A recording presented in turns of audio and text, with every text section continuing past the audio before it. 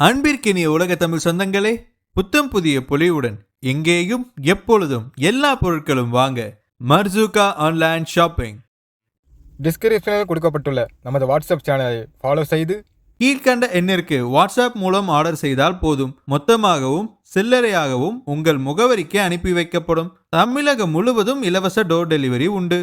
வாடிக்கையாளர்கள் அனைவரும் ஆதரவு அளிக்குமாறு அன்புடன் கேட்டுக்கொள்வது Marsooka online shopping. AIT club electronic தாவா யூடியூப் சேனல் வழங்கும் நாட்டு நடப்பு. வழங்குபவர் மௌலவி யாசின் இம்தாதி அவர்கள். Please subscribe to AIT club electronic தாவா யூடியூப் சேனல்.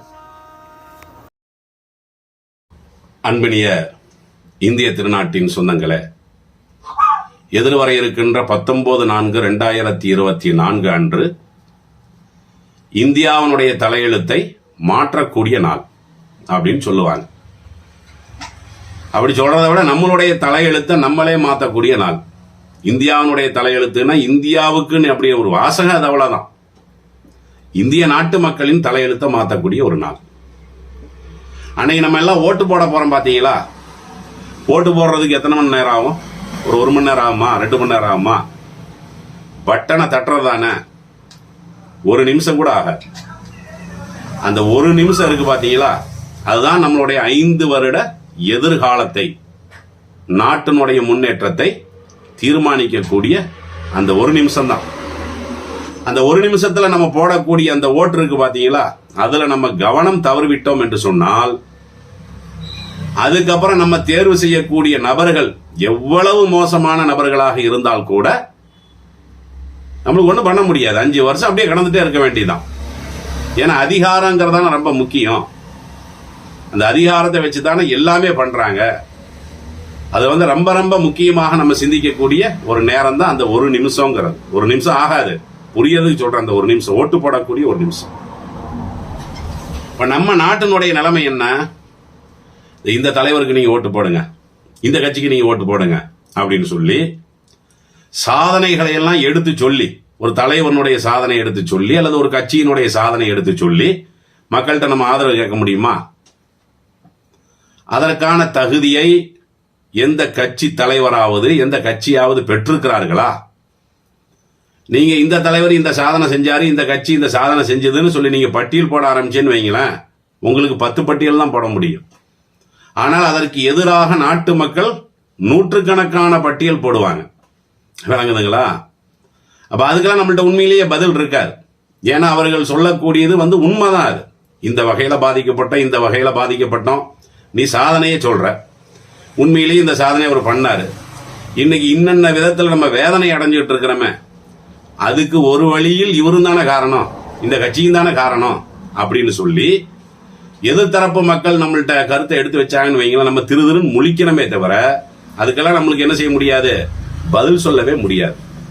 அதனால இவருக்கு ஓட்டு போடுங்க, இந்த கட்சிக்கு ஓட்டு போடுங்க அப்படின்னு சொல்லி கட்சியாளாக நம்ம நின்று இந்த விஷயத்துல பேசவே கூடாது. அதுக்காக வேண்டி நம்ம ஓட்டு போடாம இருக்கவும் முடியுமா? அதுவும் முடியாது. ஜனநாயக கடமை தானே அது. அப்ப நம்ம ஜனநாயக நாட்டில் தான் நம்மளே வாழ்ந்துகிட்டு இருக்கிறோம். எல்லாமே தீயவனா இருக்கிறான், கெட்டவனா இருக்கிறான், யாருக்குமே ஓட்டு போடாதீங்க, நானும் ஓட்டு போட மாட்டேன். சரி, இந்த முடிவு எடுத்தாச்சு. இந்த முடிவு எடுத்தாலும் அவங்க தானே வரப்போறாங்க. நீங்க ஓட்டு போட்டாலும் அவங்க தான் வரப்போறாங்கன்னு நீங்க சொல்றீங்க. நீங்க சும்மா இருந்தாலும் அப்ப அவன் தானே வருவான். அதனால என்ன நன்மை? ஒரு நன்மையும் இல்லையில. எப்படியும் நம்ம இந்த ரூட்ல போய் ஆகணுங்கிறது தெளிவா தெரிஞ்சு போச்சு.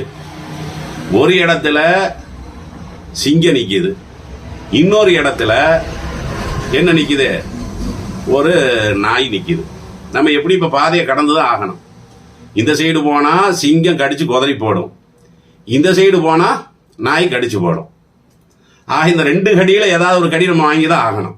அப்படி வாங்கினா தான் நம்ம அந்த பாதைக்கு நம்ம போக முடியும். இப்ப நம்ம என்ன பண்றது?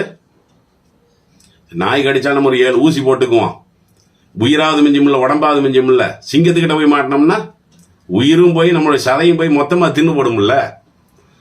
இந்த ஒரு கட்டத்துல தான் இருக்கிறோம். இந்தியாவில் தேர்தல் விஷயத்தில் நம்ம எப்படித்தான் இருக்கிறோம்? இந்த சிங்க நாய் உதாரணம் இருக்கு பாத்தீங்களா, இந்த நிலைமையில தான் நம்ம இருக்கிறோம். அப்ப சிங்கத்து சைடு நம்ம போறதா, இந்த நாய் சைடு போறதா, இந்த ஆபத்துக்காக நான் சொல்ல வர்றேன். அதனால இந்த ஓட்டு போடக்கூடாது, ஓட்டு போட வேண்டிய அவசியம் இல்லை அப்படிங்கிற மாதிரியான அந்த முடிவெல்லாம் தவறானது. விளங்குதுங்களா? அதே நேரம் நம்ம எதை அதிகமா சிந்திக்கணும்னு கேட்டா, யாரு இந்த ஆட்சியில மீண்டும் வரக்கூடாது, யாரு ஆட்சி கட்டிலில் ஏறிவிடக்கூடாது அப்படிங்கிறதுல ரொம்ப ரொம்ப கவனமா இருக்கணும். ஆனா இதுக்கு பெரிய ஆராய்ச்சி தேவையில்லை. காரணம் என்ன? ஏற்கனவே ஆட்சியில் இருந்துட்டு இருக்கிறாங்களே பிஜேபி, அவர்களால் நாம் பட்ட துயரங்கள், தொல்லைகள், கஷ்டங்கள், இன்னல்கள், இழப்புகள் சொல்லி முடிக்க முடியாது. அந்த அளவுக்கு பலவிதமான துயரங்களை சிறுபான்மையினர் மக்கள் இருக்கிறாங்களே பெற்றிருக்கத்தானே செய்யறோம். முஸ்லீம் என்ற அடிப்படையில் நாம அனுபவிச்சுட்டு தான் இருக்கிறோம். அப்ப நாடு எந்த அளவுக்கு கீழ்நிலையில போய் கொண்டிருக்கிறது, பொருளாதாரத்தினுடைய வலிமை, அதெல்லாம் நம்மளுக்கு தெரியத்தானே செய்ய, அனுபவப்பட்டு தான் இருக்கிறோம். இது புதுசா ஆய்வு பண்ணி நம்ம கண்டுபிடிக்க வேண்டிய அவசியம் இல்லை. அப்ப யாரு வரக்கூடாதுன்னா இவங்க தான் வரக்கூடாது. அப்ப இவர்கள் வராமல் இருப்பதற்கு நாம யாருக்கு ஓட்டு போடணுமோ அவங்களுக்கு போட்டுதான் ஆகணும். அவங்களுக்கு இந்த ரெண்டுக்கு இடப்பட்டா இவருக்கு போய் நம்ம போடுவோம்னு சொன்னா அதனால யாருக்கு நன்மை? யாரு நம்ம வரக்கூடாதுன்னு நினைக்கிறோமோ அவங்களுக்கு தான் அதுவும் நன்மை. அப்ப அவர் நல்லா பேசுறாரு, இவங்க நல்ல கருத்துக்களை எல்லாம் எடுத்து சொல்றாங்க, இந்த கருத்தை கேட்டு பேசுறத கேட்டெல்லாம் நம்ம ஏமாந்து விடக்கூடாது. ஏன்னா இது நம்மளுடைய எதிர்காலத்தை தீர்மானிக்க கூடியதானே. ஆனால் நல்லா நீங்க கவனமாக இருந்து கொள்ளணும். இந்த பிஜேபி இது இல்லை, ஏன்னா அவங்களே மதத்தை மையமா வச்சுதானே ஆட்சியை பண்றாங்க. நம்ம எல்லாத்துக்கும் தெரிஞ்சது தானே. அப்ப பள்ளிவாசல் இடிக்கப்பட்டது பல கலவரங்களுக்கு மூல காரணமாக இருந்தது. அதாவது உரிமைகள், வாழ்வாதாரம்னாலாம் நம்ம சொல்றோம் இல்ல, இதை செய்யணும் அதை செய்யணும், நாங்க இதை செய்வோம், என்னென்னமோ சொல்லிட்டு தான் இருக்கிறாங்களா, பார்த்துட்டு தான் இருக்கிறோம். இந்த கருத்துல நம்ம எல்லாருமே ஒன்னா தான் இருக்கிறோம், அனைவருமே ஒன்னா தான் இருக்கிறோம். அப்ப அனைவருமே இந்த கருத்தில் ஒன்றாக இருப்பது உண்மை என்று உங்களுடைய மனசாட்சி பிரகாரம் அது உண்மையாக இருக்குமேயானால் எந்த ரூட்ல போய் சிந்திக்கணுமோ அந்த ரூட்ல தான் சிந்திக்கணும். நம்ம கட்சி ரீதியாக சிந்திக்கவே கூடாது.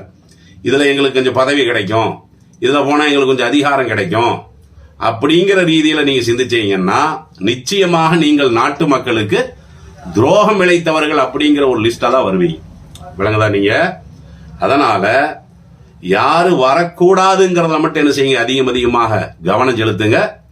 எதிர் வரக்கூடிய அந்த 19/4/2024 அன்று நாம் போடக்கூடிய அந்த ஓட்டு இருக்குல்ல, நம்மளுடைய எதிர்காலத்தை தீர்மானிக்க கூடியது. அன்னைக்கு நீங்க ஒரு செகண்ட் நீங்க ஏமாந்தீங்கன்னா 5 வருஷம் மோசமான நிலைக்கு நம்ம போயிடும். ஏற்கனவே அப்படிதான் இருக்கிறோம், கீழ் மட்டத்தில் போயிடும். இதை நல்ல கவனமாக வைத்துக் கொள்ளுங்க. நன்றி.